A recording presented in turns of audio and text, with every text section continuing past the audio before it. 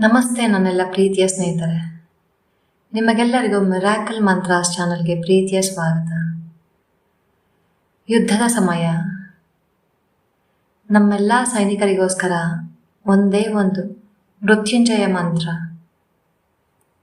ಮೃತ್ಯುಂಜಯಾಯ ರುದ್ರಾಯ ನೀಲಕಂಠಾಯ ಶಂಭವೇ ಅಮೃತೇಶಾಯ ಶರ್ವಾಯ ಮಹಾದೇವಾಯ ತೇ ನಮಃ. ಸಿಂಧೂರ ಸಿಂಧೂರ ಸಿಂಧೂರ.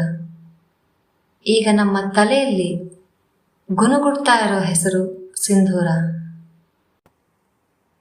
ನೀವು ಈಗ ನೋಡುತ್ತಿರುವ ಈ ಒಂದು ಚುಟುಕಿ ಕೆಂಪು ಪುಡಿಗಾಗಿ ಪರಾಕ್ರಮಿ ರಾಣಿಯೊಬ್ಬಳು ತನ್ನ ಪ್ರಾಣವನ್ನೇ ತ್ಯಾಗ ಮಾಡಿದ್ದಳು.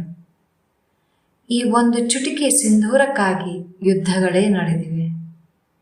ಈಗಲೂ ಇದೇ ಹೆಸರಿನಲ್ಲಿ ನಮ್ಮ ರಾಷ್ಟ್ರ ಮತ್ತೊಂದು ರಾಷ್ಟ್ರದ ವಿರುದ್ಧ ಆಪರೇಷನ್ ನಡೆಸಿದೆ.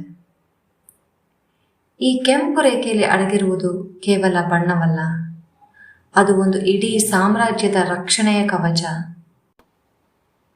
ಬನ್ನಿ, ಇಂದು ನಾವು ತಿಳಿದುಕೊಳ್ಳೋಣ ಸಿಂಧೂರದ ಅತ್ಯಂತ ರಹಸ್ಯಮಯ ಇತಿಹಾಸ.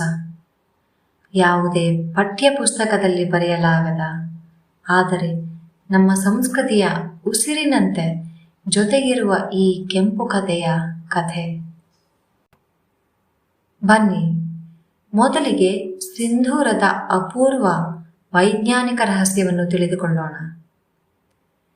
ಮಾನವ ಶರೀರದಲ್ಲಿ ಪ್ರಮುಖ ನಾಡಿಗಳ ಸಂಗಮವಾಗಿರುವ ಹಣೆಯ ಮಧ್ಯಭಾಗದಲ್ಲಿ ಸಿಂಧೂರವನ್ನು ಏಕೆ ಹಚ್ಚುತ್ತಾರೆ ಎಂದು ನಿಮಗೆ ಗೊತ್ತೇ? ಪ್ರಾಚೀನ ವೈದ್ಯಕದಲ್ಲಿ ಇದು ಅತ್ಯಂತ ರಹಸ್ಯವಾಗಿ ಕಾಪಾಡಿಕೊಂಡು ಬಂದ ವಿಷಯ. ಪ್ರಾಚೀನ ಸಿಂಧೂರದಲ್ಲಿದ್ದ ಪಾದರಸದ ಅಂಶಗಳು, ಅಂದರೆ ಮರ್ಕ್ಯುರಿ, ಹಣೆಯ ಚರ್ಮದ ಮೂಲಕ ಹೀರಲ್ಪಟ್ಟು ಮಸ್ತಿಷ್ಕದ ಪೀನಲ್ ಗ್ರಂಥಿಯನ್ನು ಸಕ್ರಿಯಗೊಳಿಸುತ್ತವೆ. ಈ ಗ್ರಂಥಿಯನ್ನು ಯೋಗಶಾಸ್ತ್ರದಲ್ಲಿ ಮೂರನೆಯ ಕಣ್ಣು ಅಂತಾನೆ ಕರೀತಾರೆ. ಒಂದು ಆಧುನಿಕ ಸಂಶೋಧನೆಯ ಪ್ರಕಾರ ಹಿಮಾಲಯದ ಹಿರಿಯ ಮಹಿಳೆಯೊಬ್ಬರು 105ನೇ ವಯಸ್ಸಿನಲ್ಲೂ ಉತ್ತಮ ಮಾನಸಿಕ ಸ್ಥಿತಿಯನ್ನು ಹೊಂದಿದ್ದಾರೆ. ಅದರ ರಹಸ್ಯ ಪ್ರತಿದಿನ ಪಾರಂಪರಿಕ ಸಿಂಧೂರವನ್ನು ಹಚ್ಚುವುದು. ವೈದ್ಯಕೀಯ ಶಾಸ್ತ್ರಜ್ಞರು ಈ ವಿಷಯದಲ್ಲಿ ಈಗ ಆಸಕ್ತಿ ತೋರಿಸುತ್ತಿದ್ದಾರೆ. ಪೀನಲ್ ಗ್ರಂಥಿಯು ಮೆಲಟೋನಿನ್ ಎಂಬ ಹಾರ್ಮೋನ್ ಅನ್ನು ಉತ್ಪಾದಿಸುತ್ತದೆ. ಇದು ಯುವತ್ವ ಹಾಗೂ ಆರೋಗ್ಯಕರ ಜೀವನಕ್ಕೆ ಅತ್ಯಗತ್ಯ. ಆದರೆ ಗಮನಿಸಿ, ಈಗಿನ ಸಿಂಧೂರದಲ್ಲಿ ಕೇವಲ ಕೆಂಪು ಬಣ್ಣವಿದೆ, ಆದರೆ ಪಾದರಸವಿಲ್ಲ. ಇನ್ನು ನಮ್ಮ ರಾಣಿ ಪದ್ಮಾವತಿಯ ಸಿಂಧೂರದ ತ್ಯಾಗದ ಬಗ್ಗೆ ತಿಳಿಯುವುದಾದರೆ, 1303ರಲ್ಲಿ ಚಿತ್ತೋಡ್ ಕೋಟೆಯಲ್ಲಿ ನಡೆದ ಘಟನೆ. ದಿಲ್ಲಿ ಸುಲ್ತಾನ್ ಅಲ್ಲಾವುದ್ದೀನ್ ಖಿಲ್ಜಿಯು ಕೋಟೆಯನ್ನು ಮುತ್ತಿದ. ಆತನ ಕಣ್ಣುಗಳು ಬಯಸಿದ್ದು ರಾಣಿ ಪದ್ಮಾವತಿಯನ್ನು. ಯುದ್ಧವು ಅಂತಿಮ ಹಂತಕ್ಕೆ ತಲುಪಿದಾಗ ಪದ್ಮಾವತಿ ಮತ್ತು ಆಕೆಯ 16,000 ರಾಜಪುತ್ರ ಮಹಿಳೆಯರು ಮಹಾಜೌಹರ್ ಮಾಡಲು ನಿರ್ಧರಿಸಿದರು, ಅಂದರೆ ಸಾಮೂಹಿಕ ಅಗ್ನಿಪ್ರವೇಶ ಮಾಡಲು ನಿರ್ಧರಿಸಿದರು. ಅಗ್ನಿಪ್ರವೇಶದ ಮುನ್ನ ಪದ್ಮಾವತಿ ಎಲ್ಲ ಮಹಿಳೆಯರಿಗೆ ಹೇಳಿದ ಮಾತುಗಳು ಇದಾಗಿತ್ತು: ನಮ್ಮ ಸಿಂಧೂರ ನಮ್ಮ ಗೌರವದ ಪ್ರತೀಕ. ನಮ್ಮ ಮರಣದಲ್ಲೂ ಇದು ನಮ್ಮೊಂದಿಗಿರಲಿ. ಪುರುಷರು ಯುದ್ಧದಲ್ಲಿ ರಕ್ತದಾನ ಮಾಡುವಂತೆ ನಾವು ಸಿಂಧೂರದಿಂದ ನಮ್ಮ ಗೌರವವನ್ನು ರಕ್ಷಿಸುತ್ತೇವೆ.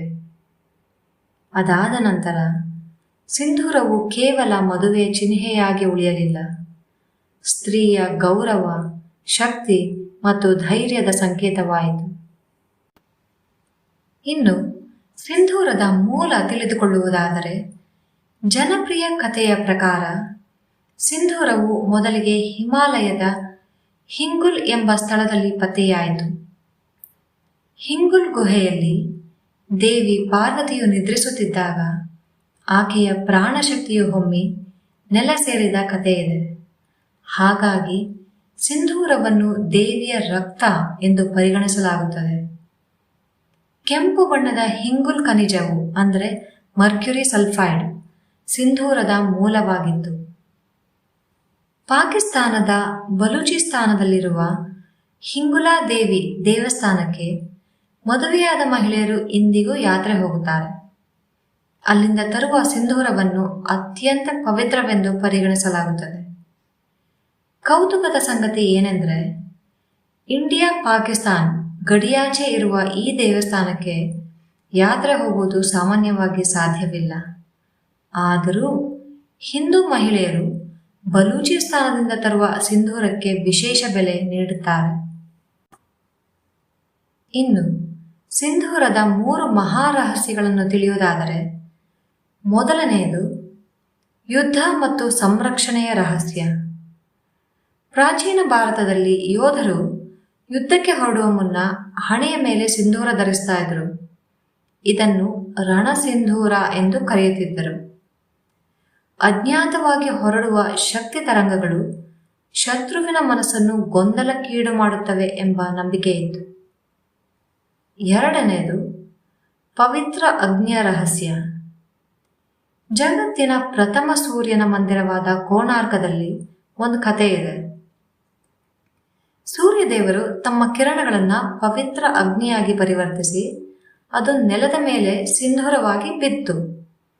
ಇಂದಿಗೂ ಮಧ್ಯಾಹ್ನ 12ಕ್ಕೆ ಕೋಣಾರ್ಕದ ದೇವಾಲಯದ ಒಂದು ಕಲ್ಲಿನ ಮೇಲೆ ಸೂರ್ಯನ ಕಿರಣ ಬಿದ್ದಾಗ ಅದು ಕೆಂಪಾಗಿ ಕಾಣುತ್ತೆ. ಇನ್ನು ಮೂರನೆಯದು ದೇವಿಯ ಶಕ್ತಿಯ ರಹಸ್ಯ. ದುರ್ಗಾದೇವಿಯು ಮಹಿಷಾಸುರನನ್ನು ಕೊಂದ ನಂತರ ಅವಳ ಹಣೆಯ ಮೇಲಿನ ಬೆವರಿನ ಹನಿಗಳು ಭೂಮಿಗೆ ಬಿದ್ದು ಸಿಂಧೂರವಾಗಿ ಮಾರ್ಪಟ್ಟವು. ಹಾಗಾಗಿ ಸಿಂಧೂರವು ದೇವಿಯ ಶಕ್ತಿಯ ನೇರ ಪ್ರತಿನಿಧಿ ಎಂದು ನಂಬಲಾಗುತ್ತದೆ. ದುರ್ಗಾ ಪೂಜೆಯ ಕೊನೆಯ ದಿನ ಸಿಂಧೂರ ಖೇಲ ಎಂಬ ವಿಶೇಷ ಆಚರಣೆಯಲ್ಲಿ ಮಹಿಳೆಯರು ಪರಸ್ಪರ ಮುಖಕ್ಕೆ ಸಿಂಧೂರ ಹಚ್ಚಿ ಶಕ್ತಿಯನ್ನ ಹಂಚಿಕೊಳ್ತಾರೆ. ಇನ್ನು ನಾವು ಹೇಳ್ತೀವಿ, ಹೆಣ್ಮಕ್ಳೇ ಸ್ಟ್ರಾಂಗ್ ಗುರು ಅಂತ. ಯಾಕೆ? ಅದು ಸಿಂಧೂರದ ಶಕ್ತಿ. ಆಜ್ಞಾಚಕ್ರ ಅಥವಾ 3ನೇ ಕಣ್ಣು ಪ್ರದೇಶದಲ್ಲಿ ಸಿಂಧೂರ ಹಚ್ಚೋದ್ರಿಂದ ಹೆಣ್ಮಕ್ಳಿಗೆ ಏನೇನೆಲ್ಲ ಉಪಯೋಗ ಇದೆ ಅಂತ ತಿಳ್ಕೊಳ್ಳೋಣ. ಹಣೆಯ ಈ ಭಾಗದಲ್ಲಿ ಒತ್ತಡ ಬಿಂದುಗಳಿವೆ. ಸಿಂಧೂರ ಹಚ್ಚಿದಾಗ ಆ ಬಿಂದುಗಳು ಸಕ್ರಿಯಗೊಂಡು ಮಾನಸಿಕ ಒತ್ತಡನ ಕಡಿಮೆ ಮಾಡುತ್ತೆ. ಆಯುರ್ವೇದದಲ್ಲಿ ಈ ಪ್ರದೇಶವನ್ನ ಮಹಾಮರ್ಮ ಅಂತಾನೆ ಕರೀತಾರೆ. ಆಜ್ಞಾಚಕ್ರ ಸ್ಥಾನದಲ್ಲಿ ಸಿಂಧೂರ ಹಚ್ಚುವುದರಿಂದ ಪಿಟ್ಯುಟರಿ ಗ್ರಂಥಿಯ ಕಾರ್ಯಾಚರಣೆ ಉತ್ತಮವಾಗುತ್ತೆ. ಇದು ದೇಹದ ಎಲ್ಲಾ ಗ್ರಂಥಿಗಳ ನಿಯಂತ್ರಕ ಅಂತ ಕರೆಯಲ್ಪಡುವ ಮಾಸ್ಟರ್ ಗ್ರಂಥಿ. ಸಿಂಧೂರದಲ್ಲಿರುವ ಕೆಲವು ಘಟಕಗಳು ಅಂದರೆ ಅಂಶಗಳು ತಂಪಾಗಿಸುವ ಪ್ರಭಾವವನ್ನು ಹೊಂದಿದೆ. ಭಾರತದಂತಹ ಬಿಸಿ ದೇಶದಲ್ಲಿ ಹಣೆಯ ಮೇಲೆ ಹಚ್ಚಿದ ಸಿಂಧೂರವು ದೇಹದ ತಾಪಮಾನವನ್ನು ನಿಯಂತ್ರಿಸಲು ಸಹಾಯ ಮಾಡುತ್ತೆ. ಹೀಗೆ ಒಂದು ಚಿಟಿಕೆ ಸಿಂಧೂರದಲ್ಲಿ ಅಡಗಿರೋದು ಸಾವಿರಾರು ವರ್ಷಗಳ ಇತಿಹಾಸ, ವಿಜ್ಞಾನ, ಆಧ್ಯಾತ್ಮ ಮತ್ತು ಸಂಸ್ಕೃತಿಯ ಸಮೃದ್ಧ ಪರಂಪರೆ. ರಾಣಿ ಪದ್ಮಾವತಿಯಿಂದ ಹಿಡಿದು ಇಂದಿನ ಮಹಿಳೆಯರವರೆಗೆ ಸಿಂಧೂರವು ಒಂದು ಶಕ್ತಿಯ ಪ್ರತೀಕವಾಗಿ ಉಳಿದಿದೆ. ನಮ್ಮ ಈ ಒಂದು ಸಿಂಧೂರದಿಂದ ನಮ್ಮ ಹೆಣ್ಣು ಮಕ್ಕಳಿಗೆ ಹೀಗೆ ಹಲವಾರು ಉಪಯೋಗಗಳಿವೆ. ನಮ್ಮ ಸಿಂಧೂರ ನಮ್ಮ ಹೆಮ್ಮೆ. ಬದಲಾಗುತ್ತಿರೋ ಸಮಾಜದಲ್ಲಿ ಸಿಂಧೂರ ಧರಿಸುವುದು ಈಗ ಒಂದು ಆಯ್ಕೆಯಾಗಿದೆ. ಬಲವಂತದ ಆಚರಣೆ ಅಲ್ಲ, ಆದರೆ ಅದರ ಸಾಂಸ್ಕೃತಿಕ ಮಹತ್ವ ಬಹಳ ಅಪಾರ. ನಮ್ಮ ಸಂಸ್ಕೃತಿಯ ಭಾಗವಾಗಿ ಅನೇಕ ಮಹಿಳೆಯರು ಸಿಂಧೂರವನ್ನು ಹೆಮ್ಮೆಯಿಂದ ಧರಿಸ್ತಾರೆ. ಸ್ನೇಹಿತರೆ, ನೀವು ಮುಂದಿನ ಬಾರಿ ಸಿಂಧೂರ ನೋಡಿದಾಗ ಅಥವಾ ಹಚ್ಚಿಕೊಳ್ಳುವಾಗ ನೆನಪಿಡಿ, ಅದು ಕೇವಲ ಒಂದು ಚುಟುಕಿ ಕೆಂಪು ಪುಡಿ ಅಲ್ಲ, ಅದು ನಮ್ಮ ಸಂಸ್ಕೃತಿಯ ಒಂದು ಅಮೂಲ್ಯ ರತ್ನ.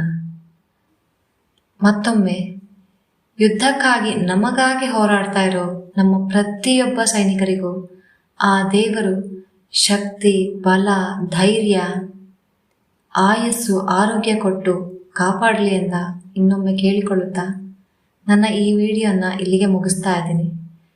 ಧನ್ಯವಾದಗಳು ಸ್ನೇಹಿತರೆ.